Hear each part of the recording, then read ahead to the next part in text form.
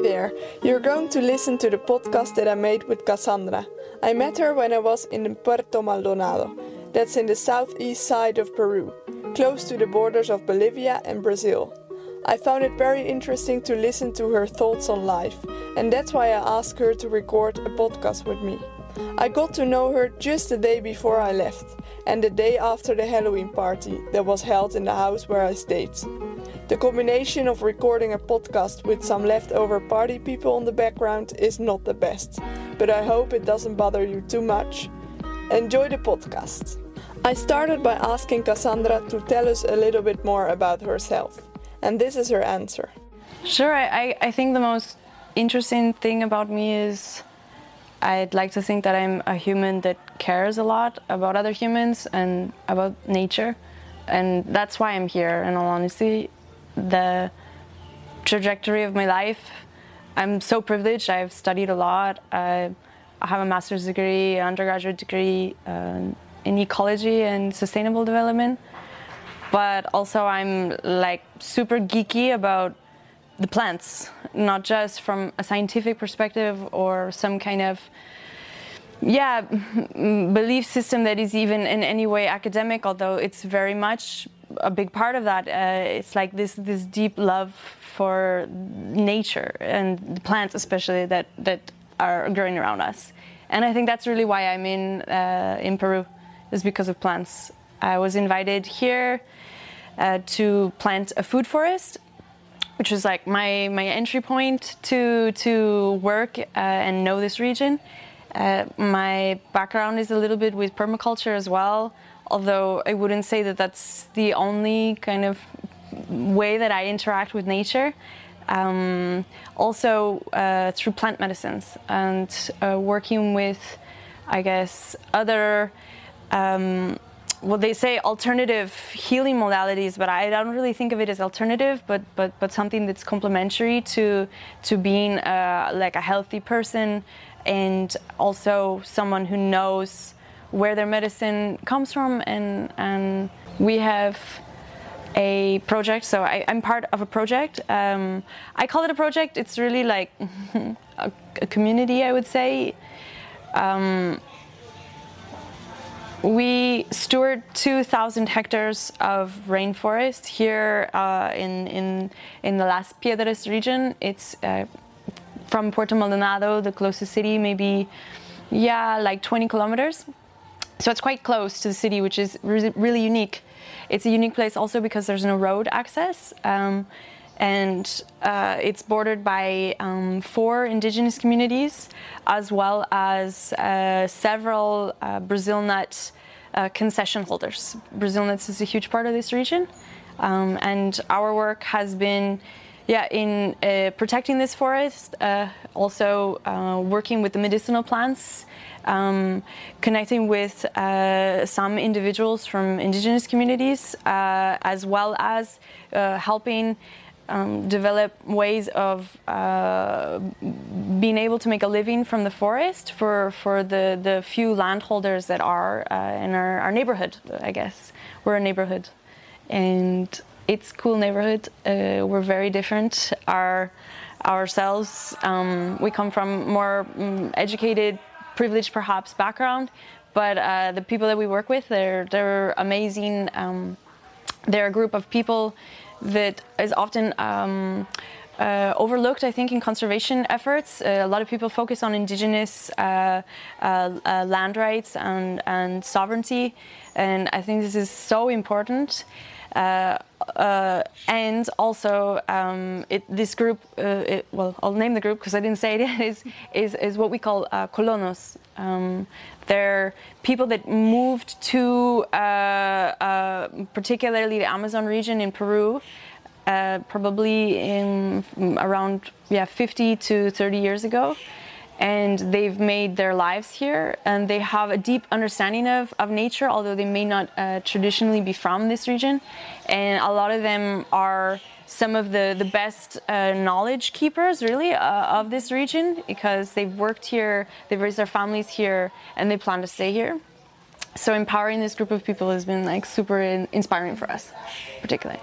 With how many people do you work in the project? That's a hard question. I think our work impacts, I mean, just for example, during the pandemic, we're in, I guess, end of October, November already, 2020.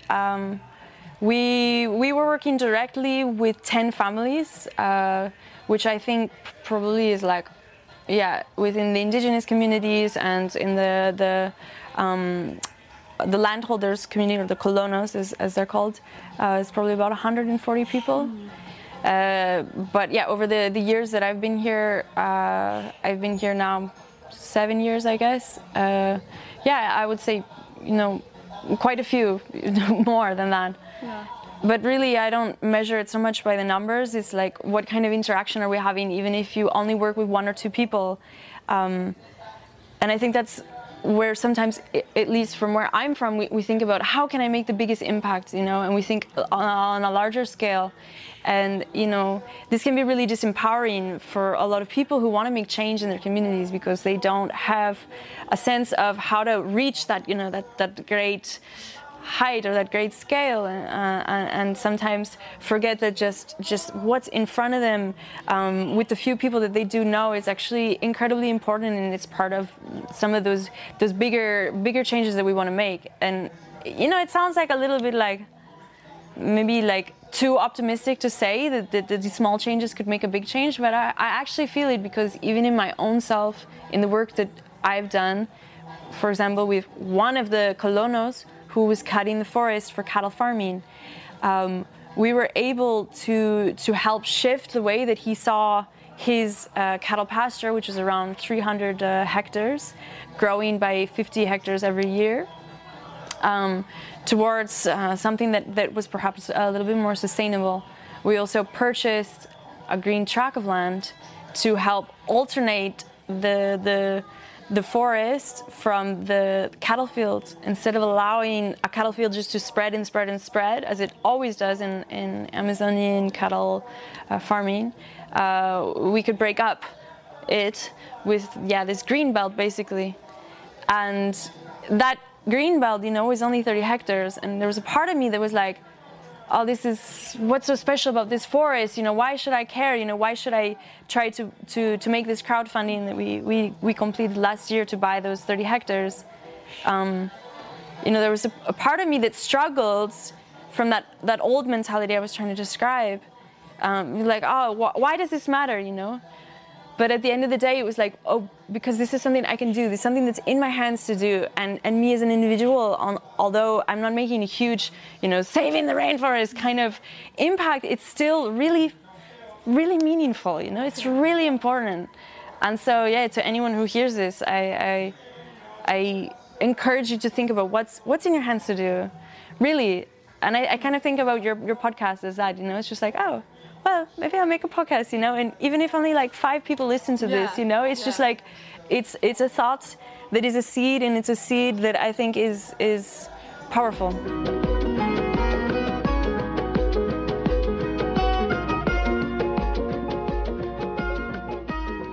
For me, it was really shocking to see that, for example, on the way to Puerto Maldonado, where it should be full of rainforest, I saw such big amounts of forest cut and burned down. It almost felt like driving around in my own country, where there's green fields with cattle everywhere. I know that this region is full of other big problems like mining.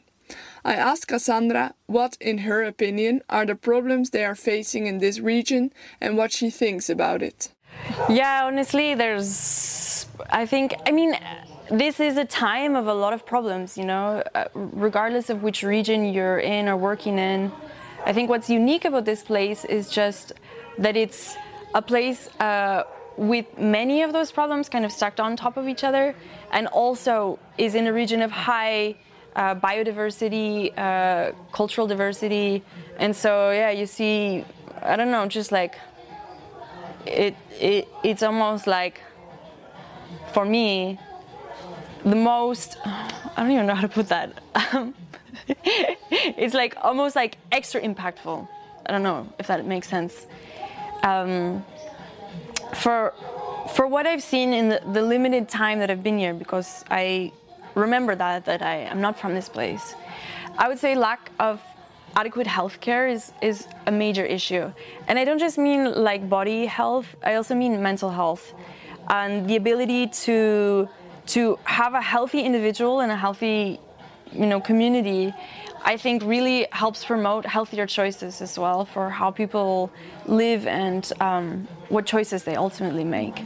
So yeah, one reason why I appreciate plant medicine so much is because it's something that is very accessible to a large amount of people, and it is ultimately a narrative that connects people to the landscape.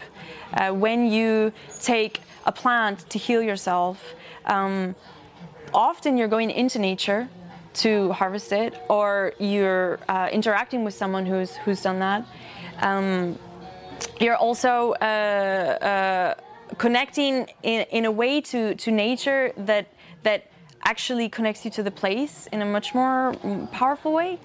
And yeah, what I would love to see here is more clinics, basically, that promote like the incredible plant diversity that has medicinal value, because a lot of people, like I mentioned, are not from here, they're colonos. And although they have an incredible knowledge about the forest, they still look to predominantly Western medicine that often doesn't even properly arrive. And there's nothing wrong with Western medicine. It's incredibly powerful, but it often falls short, especially in the kinds of treatments that people can get access to. The cost, sometimes just the fear of accessing those services. This is one of the greatest challenges. Is like, yeah. But in the short amount of time that I've been here, I've seen this incredible, almost grassroots sense of connection to the plants. And I'm not just talking about, like ayahuasca, that's immediately when people think of plant medicine, they come to this idea of this ancient practice. How would you describe plant medicine? Yeah, so what I see, at least from, and remember, I'm not indigenous, so I'm not claiming to be an expert in any of this. I wish that we had someone here to talk about that from that perspective. Another day, maybe when you come back, I know many people here who would probably love to talk about that all day. But just in my summation, plant medicine is a relationship with a plant that is almost as if that plant is your doctor. And so it isn't just, if I take X plant, I'll have Y effect. It's actually like a conversation. And you have a set of agreements that you hold together in order to go on this journey of plant healing. And at least in the Amazonian tradition, people would undertake, and you still see this even with people who don't take ayahuasca, is something called a dieta. And a dieta is like a special kind of diet and abstinence from certain kind of activities like alcohol or meat or even sex to just heal yourself through taking that plant and reducing the stimulus of those other outside activities.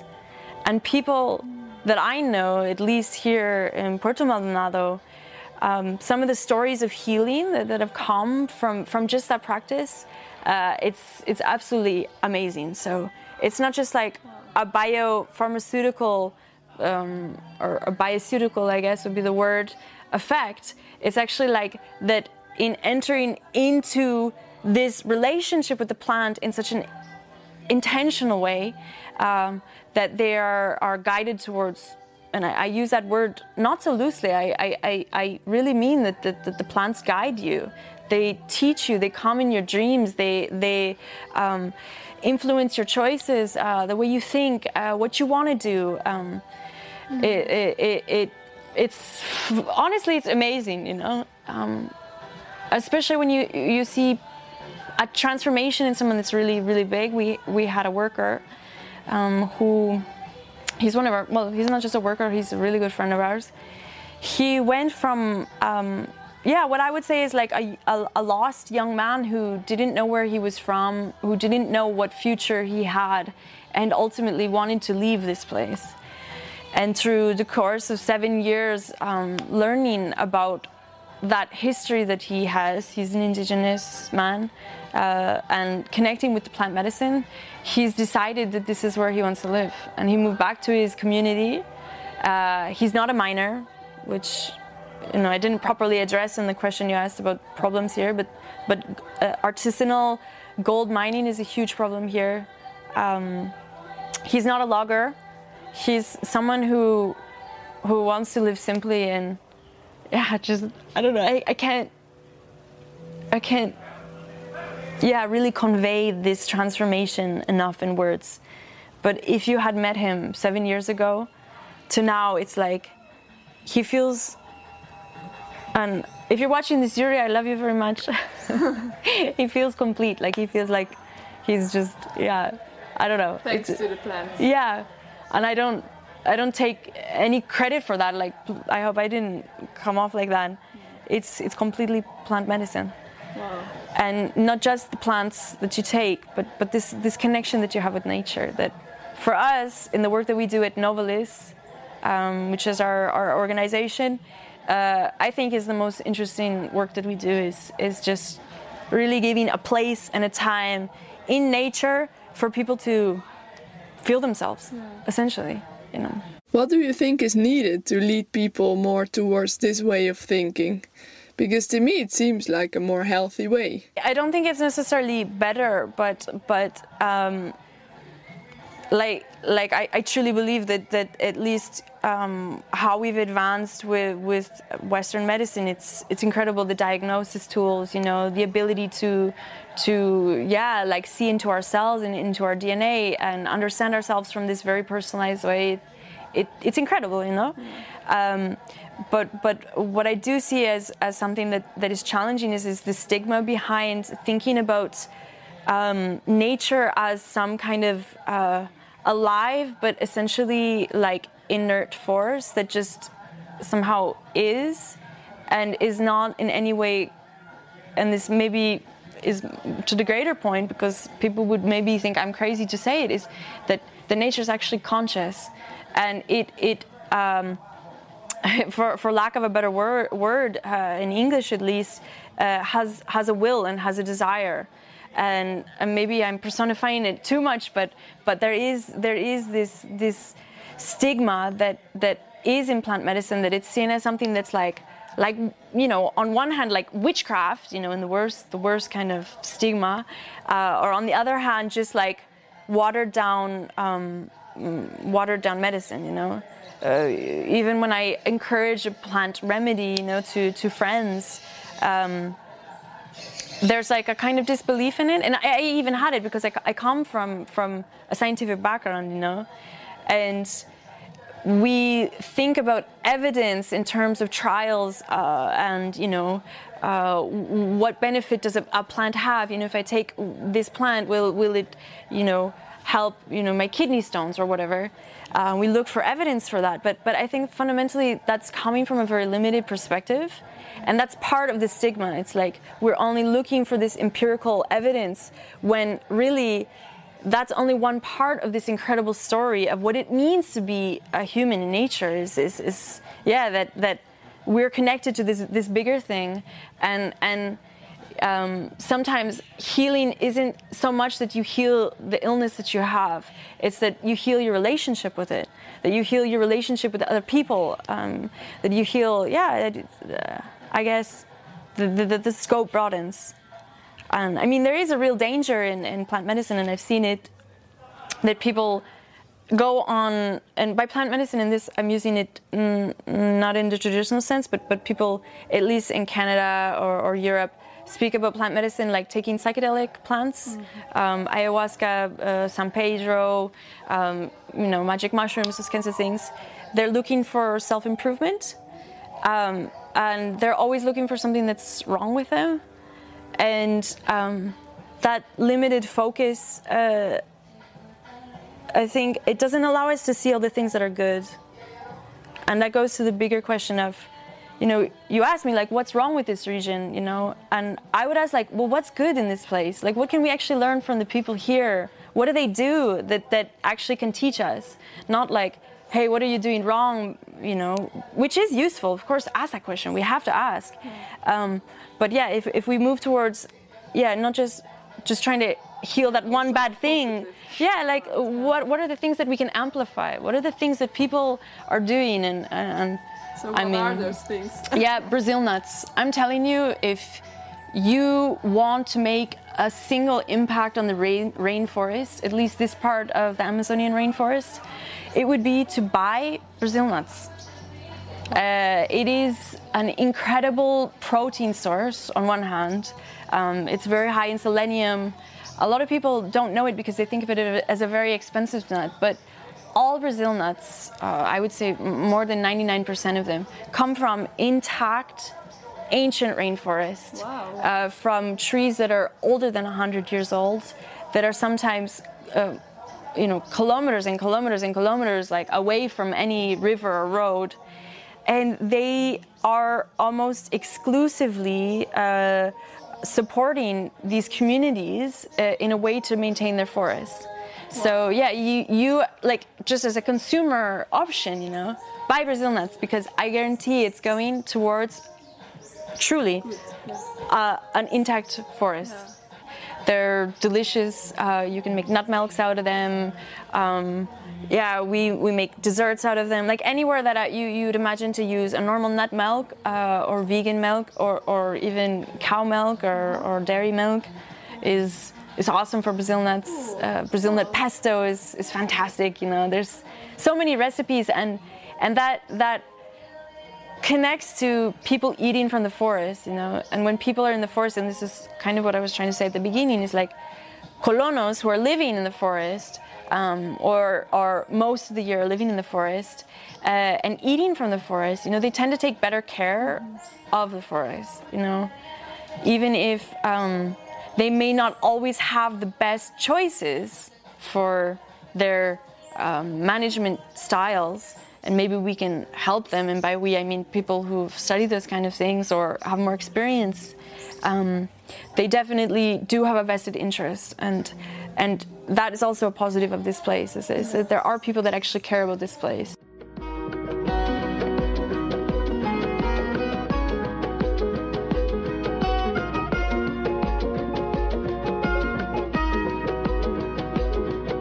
How do you think people get this connection with nature back? Wow, just the last thing you said was just going out to nature, I don't think we make a lot of time to go, not just going on a walk, but, going swimming, and nature doesn't, we think of it as nature's always over there, but actually, nature's in our gardens as well, right? Like, we're nature, essentially. Like, there's not, that dichotomy is sometimes useful to help describe the situation, but in reality it's not true. Like, humans are part of nature, so first of all, just recognizing that, and I don't want to give people advice. We're all passionate about certain things that are I don't know, maybe take us away from nature, if we're gonna talk about it like that dichotomy. Maybe they work too much, or they just have a high demand for family time, and it's hard for them to get away. I would say bringing home like herbal teas and just like sipping those in the night is one of the most amazing ways, and I think most of us, at least who come from northern countries. I'm from Canada, but I'm a dual citizen Peruvian, and we also saw it in Peru. Is the first connection with these plants are teas, and you can make tea, not just hot tea, if you don't like hot tea. I've been making really here in Peru. We drink something called a refresco. It's like a chilled drink, basically. You can see them made out of fruit, from seeds, like toasted wheat, but also from herbal remedies. It's like amazing, like honestly, like some of them were like with a little bit of lemon, or twist. You can take away maybe some of the flavors that you're worried about, because a lot of people are worried about something bitter, but just realizing that, yeah, that connection is actually, I don't know, I think it's ultimately really empowering. And then maybe it'll invite curiosity to know more about those plants, and not just think of it from oh, I should do this because it'll make me feel better, you know? It's like, because it's actually something that calls you. It's interesting. Where did your interest in plants start? Probably from the scouting movement. I'm a scout since I was a young girl. Scouts are like a worldwide youth movement, if you're not familiar with them.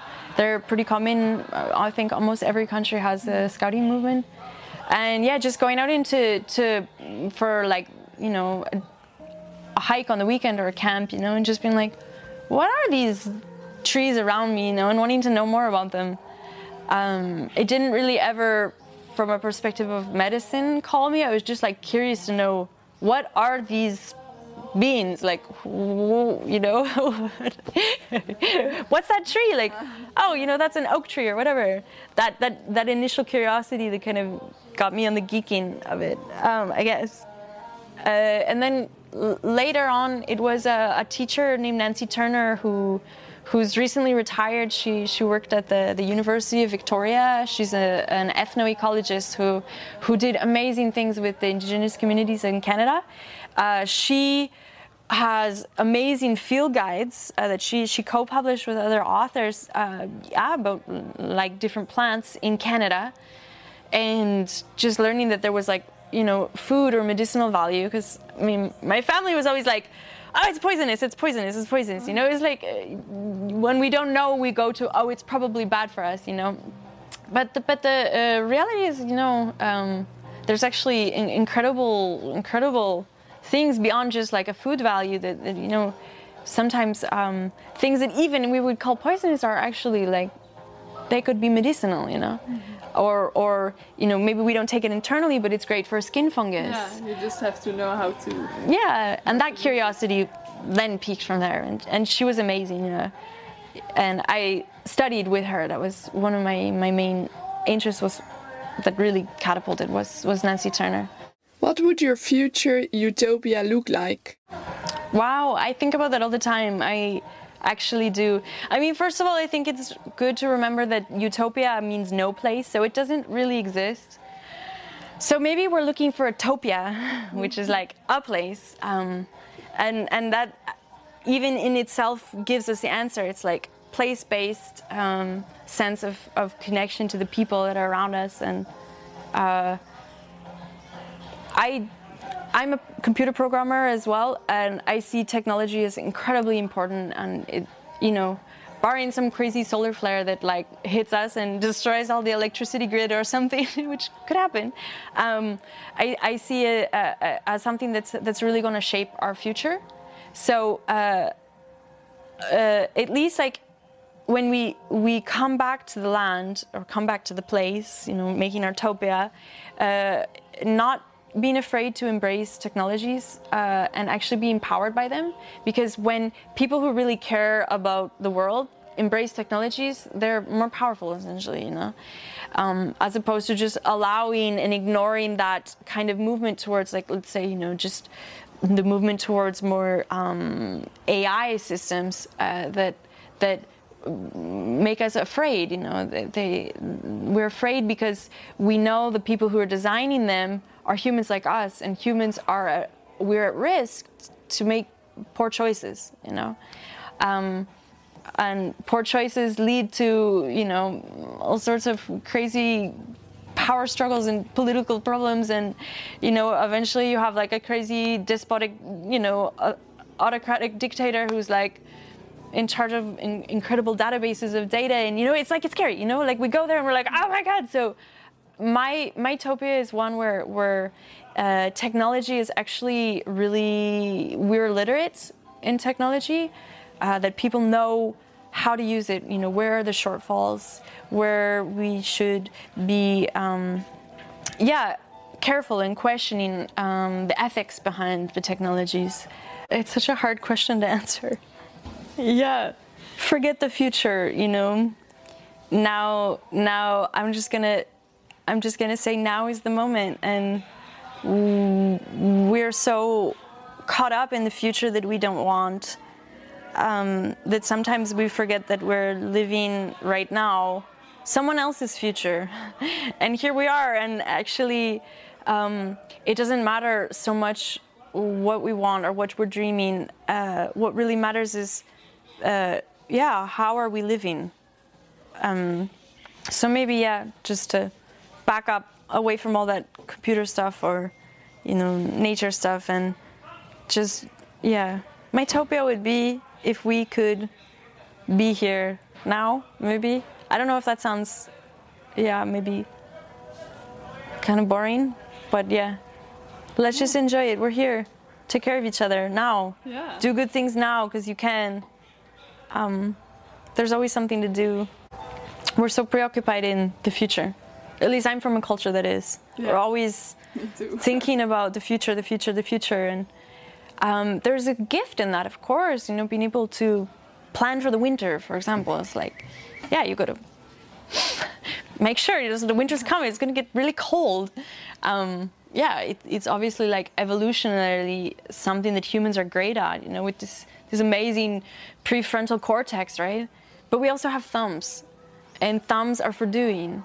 And we can work with our world, and we've transformed this world in a way that few other species have. And I think that realizing that, this ability to learn and to think and to process, to plan even, and to do, it makes us incredibly powerful. And if we come back just to the question of Utopia, Utopia is a place. If we could apply those fundamental human characteristics to our work, what would nature be like if we know we have to protect it, if we know that we need to live in a more sustainable way or even a more regenerative way?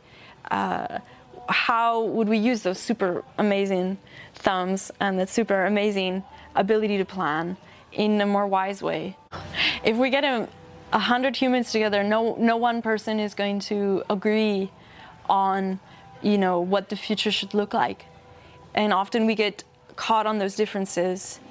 But I think that there's some base things that we can all truly get behind. And so, some of those things are based on just knowing that this is a finite planet, that we have a certain amount of resources. Sure, we can make more or recycle them. That we are limited by nature's ability to regenerate itself. If you take all the fish out of the sea or take all the water, sure, those things could return in some way, but maybe not in our lifetime, and we'll probably be dead before, there's clean water to drink again. So, those basic fundamental principles, and I guess if we can get behind those, it doesn't really matter what kind of future I want or that you want, we can go. Are you often worried? Oh, every day. And people ask, why do you worry about humans? And I say, fundamentally, it's because I like us. I like our craziness. I like our artistry. I love our songs, our wild ideas, Kids are amazing, our relationship with each other. Even the crap stuff, it's like, we're super cool, I want us to continue. That's what I want, and some thing I saw in a newspaper years ago, it was like, there was a picture of a whale, because this was part of the consciousness. It was like an anti-whaling time, there's big laws to kind of try to ban that kind of fishery. And this beautiful, I think it was a humpback whale, was there on the cover of the newspaper, and it said, "Save the whales," but it had been crossed out. And above, someone had scrawled, "Save the humans." Because ultimately, these poor choices we're making are our own folly, I'm not worried for the Earth. Obviously, I care about the Earth, and I don't want us to fundamentally alter the face of the Earth in a way that takes away the rest. But I'm also a little bit maybe egocentrical in that way, is that I want the humans to continue, We've been our ancestors have gone through so much for us, and it would just be such a silly shame to basically blow out our own candle because of our own idiocy. How do you deal with your worries about this? Oh, I'm a big worrier. I worry all the time about so many things. It's one of my challenges, actually. But ultimately, yeah, I don't have an answer for that. But I've thought about the image, you know, say, you know, of a mother who, say, has several kids, several children, and she's not sure where tomorrow's meal will come from, but she knows that there's food to make today, and so she directs that worry into, you know, making the food. And it's like, okay, I'm not saying that you shouldn't think about tomorrow, but that we can spend a lot of energy in worrying about that and really lose sight of what's in our hands right now to do, of what actually is good around us, of the people that are great around us, or of the opportunities, you know, that are great around us. And yeah, I mean, humans are funny, and we have all sorts of crazy neuroses about, you know, inadequacy or whatever, fear of failure. And I guarantee that whoever's listening to this, or even you, we're no different. We both have the same stupid thoughts in our head about, you know, our own lack. But yeah, humans, we share that. So just remembering that we're the same fundamentally in that. Could you tell me something more about the organization you told us already a bit about in the beginning? We're called Novalis, and yeah, we're based outside of Puerto Maldonado in southeastern Peru. Yeah, we like to think poetically about nature. We welcome artists. We also welcome scientists who want to come and be in nature. And our community also is of people who haven't traveled, because for some people, you know, that big carbon input or financial cost is too much. So yeah, you're welcome to join us. There's a lot of people that are talking about, yeah, about nature, about plant medicine, about conservation that involves people not just preserving, but also living in the places they're preserving. And this is something that we're really passionate about. So if that sounds interesting, yeah, come find us. How would you describe one day of work? Well, I use work because we don't really make money. So it's not really like a business or anything. To me, it's like this big, expensive, beautiful dream that we just love so much, and it's like almost like a baby or something. So yeah, our work isn't like, we don't have necessarily, like, yeah, we have a mission, of course, but I don't really feel like we're like other non-profit organizations in that ways. We're just really excited, like whoever shows up here, it's like, well, what are you into? Like, okay, cool. Like the other day, some people visit us because we have a physical location with tree houses in the middle of the forest. They really wanted to go find mushrooms because it had rained and the mushrooms were popping out. So we got up early and we're like, let's go find mushrooms, you know, and there's some cool resources that were recently published to the university here about mushrooms. So to use that, and, you know, or the family from Australia, you know, they came with their daughter of 3 years old and 7 years old, and the youngest one, she just really wanted to like run. So that's really what we did. So yeah, I guess our work is like, how can we really be present with each other and just really like together in the forest? And then of course there's like physical maintenance. We have to maintain our buildings. We do a little bit of fundraising, and then of course we do work with our neighbors. We recently did some crowdfunding campaigns to protect land and to protect trees, with the money directly going to our neighbors.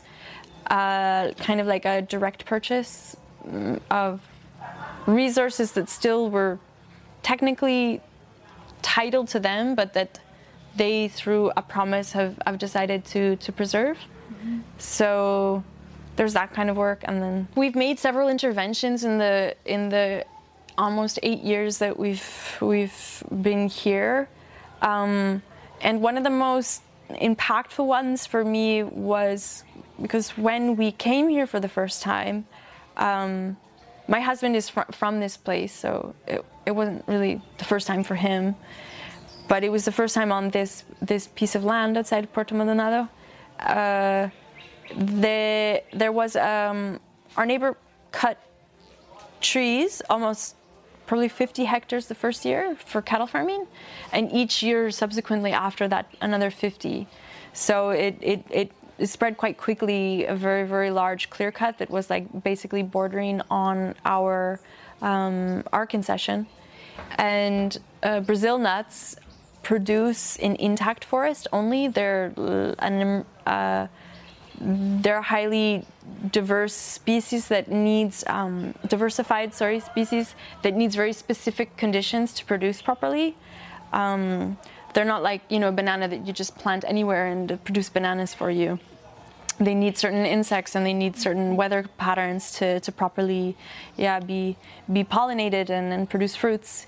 So we were really worried that this cattle farm would affect the Brazil nuts, and also just the ecology of the fact that large tracts of disturbed land, the larger that it is, the less resilient it is to basically we talk about succession in ecology. So if you disturb any kind of natural system, a system with a high amount of resilience will kind of bounce back, so to speak, to how it was before. Although maybe not with the exact same composition of species, it resembles the forest that you cut, if you leave it long enough.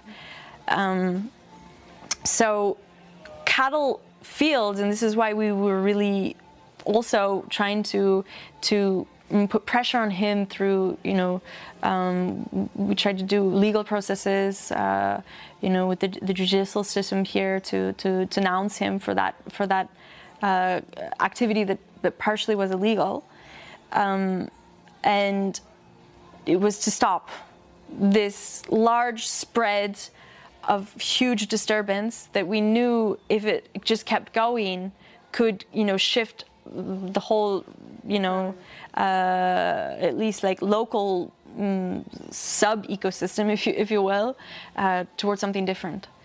And we were successful. We ran a crowdfunding campaign to purchase some land, and through also the legal proceedings, just last year he came to us and he said, and these were his words, it's just funny to use this this cultural reference. He's like, I'd like to smoke the peace pipe with you. And there's no peace pipe in Peru. But he knew that was something that indigenous people from at least from North America did to unite between differing tribes, and connect in a bigger way to unify the people. And I'm sorry if I misrepresent that representation, because again, I'm not indigenous, but this is what I understand of that tradition of the peace pipe. But it was really funny to hear him speak that and be like, wow, 3 years at least of losing sleep over this growing, unsustainable cattle venture that and cattle farming in the Amazon is very, very short-lived. Maximum 5 years from most clear cuts you can get from to graze your animals. We just saw that change, and he's like, I don't want to fight with you anymore. And so he helped us, in a certain sense, accomplish what we wanted, because we were never trying to get him to stop cattle farming, but we wanted him to do it in a different way. Mm-hmm. Ideally there's better options for him so that he doesn't have to, but there's not, which is another problem here. But he ended up shifting to another part of the forest that was a little bit more neighboring to the part that we could purchase and preserve. And although it is still clear-cut what he ended up moving towards. We don't see this, 500 hectare clear-cut. We're seeing, 200, 300, and then green belts, of several hundred hectares, and then perhaps another. And that, although is fragmentation of the forest, it allows conduits still for species to be able to travel between. Mm-hmm. And if we were all to, heaven forbid, die tomorrow, probably this forest would come back, Whereas in parts of Brazil, we're seeing such huge disturbances for cattle and soy farming that most likely the resilience of what was that ecosystem won't come back, and it's going to shift to a completely different ecosystem. They're suggesting, probably within 20 years, we'll see a large part of the Amazon shift towards a savanna type dry mixed forest. And it's crazy to think in our lifetime that we will see that. And I don't actually believe that we'll stop that. I think that is coming. But meanwhile, in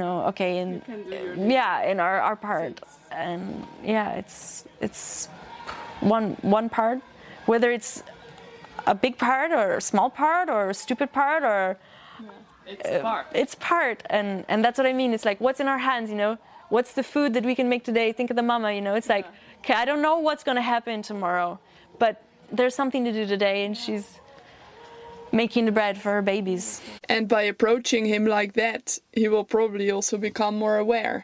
Yeah, we were trying to engage him in a way that was positive and non-confrontational. Of course, there's always a little bit of confrontation when you make a police report against illegal activities. And in this region, people who go against bigger, powerful economic forces, sadly, are sometimes murdered. And that is a real heavy thing for a lot of the people that are thinking about how to change some of the systems in place. And I don't want to fight against those things, I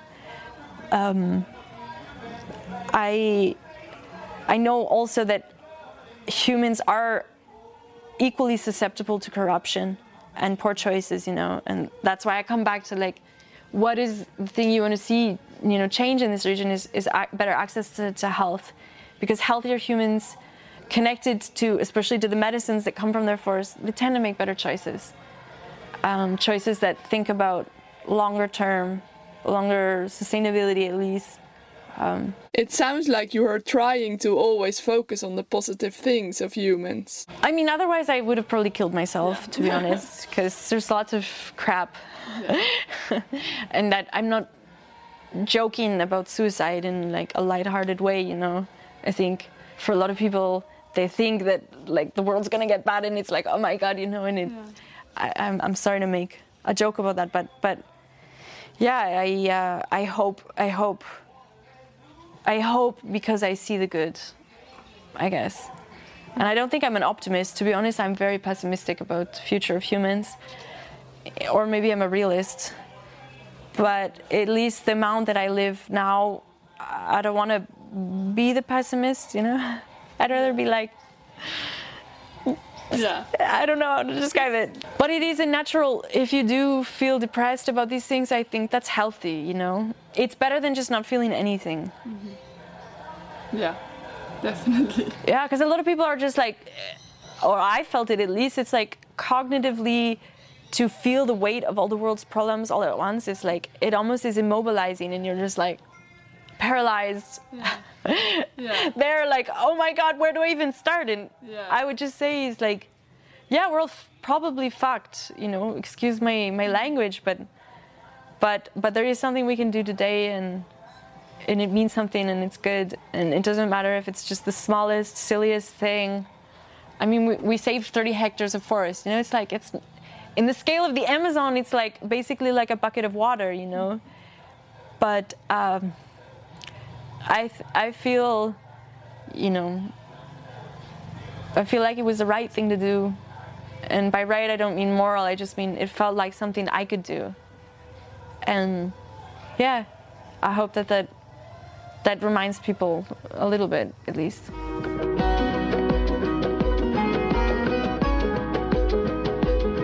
Thank you so much. It has been super inspiring to hear your story, and keep up the good work. Yeah, you too. I think this idea of talking to a lot of different people, it's, I guess, for me, those are some of the most interesting projects. To see the world from many different viewpoints is like, it's really cool. You can find more information below this podcast about Cassandra and the project Novalis she told us about. She also recommended me to read the book The Unlikely Piece at Kuchumakik from Martin Prechtel. And if you want to know more about my own project, Ecobus America, you can also find it down below. Thanks for listening.